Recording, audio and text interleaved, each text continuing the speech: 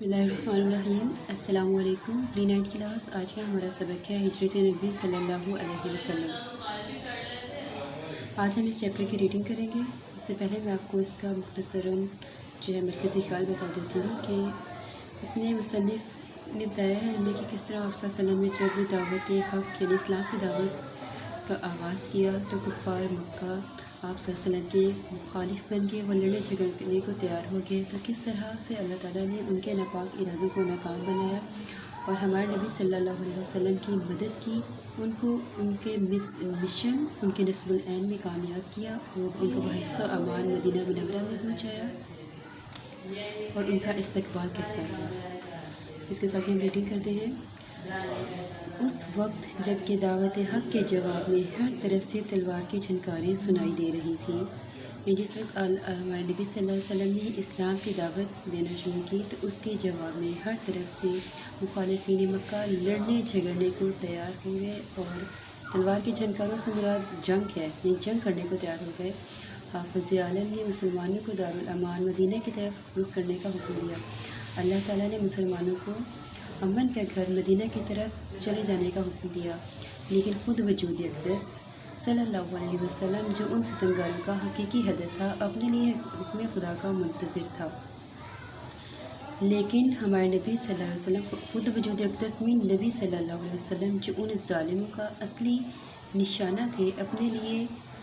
حکم خدا اللہ کی طرف سے ہجرت کے حکم کے منتظر تھے۔ نبوت کا 13واں سال شروع ہوا اور اکثر صحابہ مدینہ پہنچ چکے تو وحی الہی کے مطابق اللہ کے حکم کے مطابق حضرت صلی اللہ علیہ وسلم نے بھی مدینے کا عزم فرمایا، ارادہ کیا، اعلان کر لیا کہ اب میں نے جانا ہے، کیونکہ اللہ کی طرف سے حکم آ چکا تھا۔ قریش نے دیکھا کہ اب مسلمان مدینے میں جا کر طاقت پکڑے جاتے ہیں، یعنی مسلمان مدینے میں جا کے ایک اسٹرانگ پارٹی بنتے جا رہے ہیں اور وہاں اسلام پھیلتا جا رہا ہے، چنانچہ لوگوں نے مختلف رائے پیش کی، یعنی لوگوں نے مختلف طرح کے مشورے دینا شروع کیے۔ ایک نے کہا محمد صلی اللہ علیہ وسلم کے ہاتھ پاؤں میں زنجیریں ڈال کر مکان میں بند کر دیا جائے۔ دوسرے نے کہا جلا وطن کر دینا ہی کافی ہے، یعنی مختلف سبھی لوگوں نے مل کر مختلف طرح کی رائے پیش کرنا شروع کر دینا۔ کسی نے کہا کہ محمد صلی اللہ علیہ وسلم کے ہاتھ پاؤں باندھ کر زنجیریں ڈال کر ان کو مکان میں بند کر دیا جائے۔ کسی نے کہا کہ آپ صلی اللہ علیہ وسلم کو وطن سے نکال دیا جائے۔ تو ابو جہل نے کہا کہ ہر قبیلے سے ایک شخص کا انتخاب ہو، یعنی ہر قبیلے سے ایک شخص ایک فرد سلیکٹ کیا جائے اور پورا مجمع ایک ساتھ مل کر، یعنی سلیکٹڈ پرسنس، چنے ہوئے لوگ جو ہر قبیلے سے لیے گئے ہوں گے، تو ان افراد کا ایک گروہ مل کر تلواروں سے ان کا مین ہمارے نبی صلی اللہ علیہ وسلم کا نعوذ باللہ خاتمہ کر دے۔ ابو جہل نے یہ رائے پیش کی کہ ہر قبیلے کا ایک فرد مل کر، یعنی ایک قبیلے سے ایک فرد چنا جائے اور وہ تمام چنے ہوئے افراد مل کر تلواروں سے ہمارے نبی صلی اللہ علیہ وسلم کا خاتمہ کریں۔ اس صورت میں ان کا خون تمام قبائل میں بٹ جائے گا، یعنی اس وقت خون بہا کا نظام تھا کہ جب کسی کو مار دیا جاتا ہے اس کا خون بہا اس کے خاندان، اس کی فیملی کو دیا جاتا تھا، جو کہ 100 ان کے برابر تھا۔ ابو جہل نے یہ بہت گہری سازش کی۔ اس نے کہا کہ جب تمام قبائل کے لوگ مل کر نعوذ باللہ خاتمہ کریں گے، کہ جب خون تمام قبائل میں بٹ جائے گا تو آل ہاشم یعنی آپ صلی اللہ علیہ وسلم کا جو ایک اکیلا قبیلہ ہوگا وہ ان تمام قبائل کا مقابلہ نہیں کر سکے گا، وہ ان سے خون بہا نہیں لے سکے گا اور نہ ہی ان کے خلاف کوئی جنگ کر سکے گا۔ اس آخری رائے ابو جہل کی رائے پر اتفاق ہو گیا، سب راضی ہو گئے اور جھٹ پٹے سے آ کر فوراً سے آ کر رسول اللہ صلی اللہ علیہ وسلم کے آستانہ مبارک یعنی گھر مبارک کا محاصرہ کر لیا۔ یعنی اس آخری رائے پہ سب راضی بھی ہو گئے اور انہوں نے فوراً سے آ کے ہمارے نبی صلی اللہ علیہ وسلم کے گھر مبارک کا گھیرا ڈال لیا۔ اہل عرب زنانہ مکان کے اندر گھسنا معیوب سمجھتے تھے، جو عرب کے لوگ تھے وہ جس مکان میں خواتین رہتی تھیں اس کے اندر جانا برا سمجھتے تھے، اس لیے باہر ٹھہرے رہے کہ حضرت صلی اللہ علیہ وسلم نکلے تو یہ فرض ادا کیا جائے۔ کون سا فرض؟ خاتمہ کرنے کا فرض ادا کیا جائے۔ رسول اللہ صلی اللہ علیہ وسلم سے قریش کو اس درجہ عداوت میں دشمنی تھی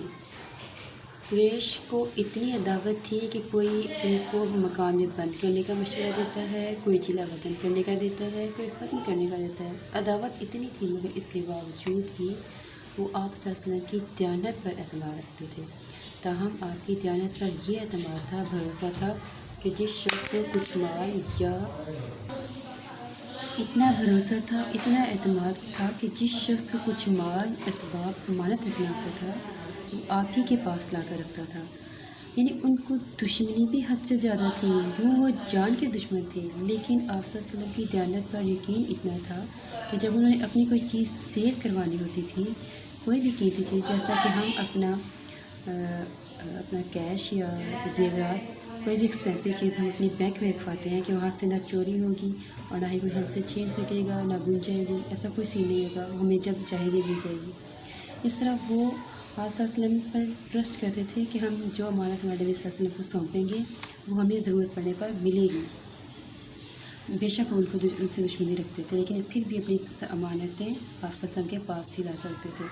اور اس وقت بھی آپ ہی کے پاس بہت سی امانتیں جمع تھیں، انہی لوگوں کی یعنی دشمنوں کی بہت سی امانتیں جمع تھیں۔ آپ صلی اللہ علیہ وسلم کو قریش کے ارادے کی پہلے سے خبر ہو چکی تھی، یعنی ہمارے نبی صلی اللہ علیہ وسلم کو پتہ چل چکا تھا کہ جو قریش والے ہیں یہ آپ صلی اللہ علیہ وسلم کے خلاف کس طرح کے ناپاک ارادے کر رہے ہیں، اور انہوں نے گھیرا ڈالنا ہے اور ختم کر دینے کا ارادہ رکھتے ہیں۔ آپ کو یہ پتہ چل چکا تھا، اسی لیے اسی بنا پر اسی وجہ سے آپ صلی اللہ علیہ وسلم نے جناب امیر حضرت علی رضی اللہ تعالیٰ عنہ کو بلا کر فرمایا، مجھ کو ہجرت کا حکم ہو چکا ہے، یعنی مجھے اللہ کی طرف سے ہجرت کا حکم ہو چکا ہے، میں آج مدینہ روانہ ہو جاؤں گا، میں آج مکہ چھوڑ کر مدینہ چلے جاؤں گا، تم میرے پلنگ پر میری چادر اوڑھ کر سو رہو۔ ہمارے نبی صلی اللہ علیہ وسلم نے جناب امیر حضرت علی رضی اللہ عنہ سے کہا کہ میں نے آج مدینہ چلے جانا ہے، تم میرے بستر پہ سو جاؤ، صبح کو سب کی امانتیں جا کر واپس دے آنا۔ ہمارے نبی نے فرمایا کہ جو امانتیں میرے دشمنوں کی میرے پاس ہیں، صبح تم ان کو یہ ریٹرن کر دینا۔ یہ سخت خطرے کا موقع تھا، بہت خطرناک کام تھا، اور اس وقت حالات بھی خطرے کے تھے کیونکہ باہر آپ صلی اللہ علیہ وسلم کے مخالفین کھڑے تھے، لیکن ہمارے نبی صلی اللہ علیہ وسلم نے جب حضرت علی کو یہ کام سونپا تو وہ بخوشی یہ کام کرنے کے لیے تیار ہو گئے۔ جناب امیر کو معلوم ہو چکا تھا کہ قریش آپ کے قتل کا ارادہ کر چکے ہیں، اور آج رسول اللہ صلی اللہ علیہ وسلم کا بستر خواب قتل گاہ کی زمین ہے، یعنی ہمارے نبی ہمارے جو حضرت علی رضی اللہ تعالیٰ عنہ ہیں ان کو یہ پتہ چل چکا تھا کہ مخالفین حضرت موسیٰ علیہ السلام کو قتل کرنے کے ارادے سے گھر کا گھیراؤ کیے ہوئے ہیں، اور آج جو ہمارے نبی کا بستر ہے وہ ایک قتل کرنے کی زمین بن چکا ہے، قتل کرنے کی جگہ بن چکا ہے۔ لیکن فاتح خیبر حضرت علی رضی اللہ تعالیٰ عنہ کا کہا جاتا ہے کیونکہ انہوں نے قلعہ خیبر فتح کیا تھا، لیکن فاتح خیبر کے لیے یہ قتل گاہ فرش گل تھا، یعنی وہ آپ صلی اللہ علیہ وسلم سے محبت اس قدر رکھتے تھے کہ ان کو یہ جو بستر جو قتل گاہ تھا یعنی قتل کرنے کی جگہ تھا، ان کو بے پھولوں کا فرش لگ رہا تھا، پھولوں کا بستر، پھولوں کی سیج لگ رہا تھا۔ یہ تھی حضرت علی رضی اللہ تعالیٰ عنہ کی ہمارے نبی صلی اللہ علیہ وسلم کے ساتھ محبت، اور ہمارے نبی کی دیانت کہ وہ اتنے سنگین حالات میں بھی دشمنوں کو ان کی امانتیں واپس لوٹانے کے لیے کس قدر رسپانسیبل، اور اس میں ہم نے پڑھا ہے کہ کس طرح مخالفین نے سخت سے سخت پلانس کیے اور ان پہ وہ سب ایگری تھے، تمام قبائل ایک طرف اور ہمارے نبی کا قبیلہ ایک طرف تھا۔ آگے ہم پڑھیں گے کہ کس طرح اللہ تعالیٰ نے ان کی مدد فرمائی۔ کفار نے جب آپ صلی اللہ علیہ وسلم کے گھر کا محاصرہ کیا، گھیرا ڈال لیا، اور رات زیادہ گزر گئی، یعنی رات کے پہلے 2 حصے گزر گئے، تو قدرت نے ان کو بے خبر کر دیا۔ تو اللہ تعالیٰ نے اپنی حکمت سے جنہوں نے محاصرہ کیا ہوا تھا، گھیرا کیا ہوا تھا، ان لوگوں کو بے خبر کر دیا، یعنی ان کو غافل کر دیا، اور حضرت صلی اللہ علیہ وسلم ان کو سوتا چھوڑ کر باہر آئے۔ آپ ان کے بیچوں بیچ، یعنی وہ باہر محاصرہ کیے ہوئے اپنی جیسے گارڈز کھڑے ہوتے ہیں گھر کے باہر یا اسکولس کے باہر گارڈ کھڑے ہوتے ہیں، تو ایسے وہ گارڈ بن کے باہر کھڑے ہوئے تھے ہمارے نبی کو نعوذ باللہ پکڑنے کے لیے، ان کو ختم کرنے کے لیے۔ تو آپ اللہ تعالیٰ نے آپ صلی اللہ علیہ وسلم کی اتنی مدد فرمائی کہ ان کو غافل کر دیا، اور ہمارے نبی ان کے بیچوں بیچ آرام سے اطمینان سے باہر آ گئے۔ کعبے کو دیکھا اور فرمایا، مکہ تو مجھ کو تمام دنیا سے زیادہ پیارا ہے، تمام دنیا سے زیادہ عزیز ہے، لیکن تیرے فرزند مجھ کو رہنے نہیں دیتے، تیرے فرزند مجھے تیرے باشندے مجھ کو یہاں رہنے نہیں دیتے۔ حضرت ابوبکر صدیق رضی اللہ عنہ سے پہلے قرارداد ہو چکی تھی، یعنی حضرت ابوبکر صدیق سے پہلے ہی بات طے ہو چکی تھی۔ ہمارے نبی صلی اللہ علیہ وسلم نے بات پہلے طے کر لی تھی کہ میں مدینہ جاؤں گا اللہ کے حکم سے، تو حضرت ابوبکر صدیق کی پلاننگ تھی ان کے آپ صلی اللہ علیہ وسلم کے ساتھ ہی مدینہ جانے کی، تو لہٰذا اپنی پلاننگ کے اکارڈنگ دونوں صاحب پہلے جبل سور کے غار میں جا کر پوشیدہ ہوئے، یعنی جبل سور کے غار میں جا کے چھپ گئے۔ یہ غار ہے مکہ سے تقریباً 3 میل دور ایک پہاڑ، جس کے غار میں جا کے دونوں چھپے۔ یہ غار آج بھی موجود ہے اور بوسہ گاہ خلائق، یعنی آج بھی لوگ اس کو چومتے ہیں عقیدت سے اور محبت سے اور اس نسبت سے کہ ہمارے نبی صلی اللہ علیہ وسلم نے یہاں اسٹے کیا۔ حضرت ابوبکر صدیق رضی اللہ عنہ کے بیٹے عبداللہ جو نوخیز جوان تھے، یعنی جو پڑھتے ہوئے بھرپور جوان تھے، شب کو غار میں رات کے ٹائم وہ غار میں آپ صلی اللہ علیہ وسلم ابوبکر صدیق کے ساتھ ہوتے تھے، اور صبح منہ اندھیرے شہر چلے جاتے، یعنی صبح روشنی پھیلنے سے پہلے ہی وہ شہر چلے جاتے اور پتہ لگاتے، CID کرتے تھے کہ قریش کیا مشورے کر رہے ہیں، یعنی وہ آپ صلی اللہ علیہ وسلم کے حق میں تھے اور وہ ان کی مدد کے لیے CID کرتے تھے کہ قریش آج کل کیا پلاننگ کر رہے ہیں، ان کے کیا ارادے ہیں، وہ کیا کرنا چاہتے ہیں۔ اس طرح کی تمام خبریں وہ لے کے آتے تھے صبح منہ اندھیرے شہر جا کر، اور پھر ان کو جو کچھ خبر ملتی شام کو آ کر حضرت صلی اللہ علیہ وسلم سے عرض کرتے۔ حضرت ابوبکر صدیق رضی اللہ تعالیٰ عنہ کا غلام کچھ رات گئے، یعنی رات کے پہلے گھر میں کچھ رات کا ٹائم گزر جاتا اور اسٹارٹ یا مڈ نائٹ میں بکریاں چرا کر لاتا، اور آپ صلی اللہ علیہ وسلم اور حضرت ابوبکر صدیق رضی اللہ تعالیٰ عنہ ان کا دودھ پی لیتے۔ 3 دن تک صرف یہی غذا تھی، لیکن ابن ہشام نے لکھا ہے کہ روزانہ شام کو اسماء رضی اللہ تعالیٰ عنہ گھر سے کھانا پکا کر غار میں پہنچا آتی، اسی طرح 3 راتیں غار میں گزاری۔ یہاں بتایا گیا ہے کہ کس طرح ان کے محاصرے میں آپ صلی اللہ علیہ وسلم جو ہیں بحفظ امان گھر سے نکلے، جبل سور تک پہنچے، اپنے ساتھی حضرت ابوبکر صدیق کے ہمراہ، اور حضرت ابوبکر صدیق کے بیٹے عبداللہ نے اپنا کیسے رول پلے کیا کہ وہ رات کو ان کا ساتھ دیتے، صبح کی تمام خبریں لا کر ہمارے نبی کو پہنچاتے، اور حضرت ابوبکر صدیق کا غلام جو دن بھر بکریاں چراتا وہ شام کو انہیں دودھ لا کر دیتا، اور حضرت ابوبکر صدیق کی بیٹی حضرت اسماء رضی اللہ تعالیٰ عنہ گھر سے کھانا پکا کر چھپا کر ان کو غار میں پہنچاتی، اسی طرح 3 راتیں غار میں گزاری۔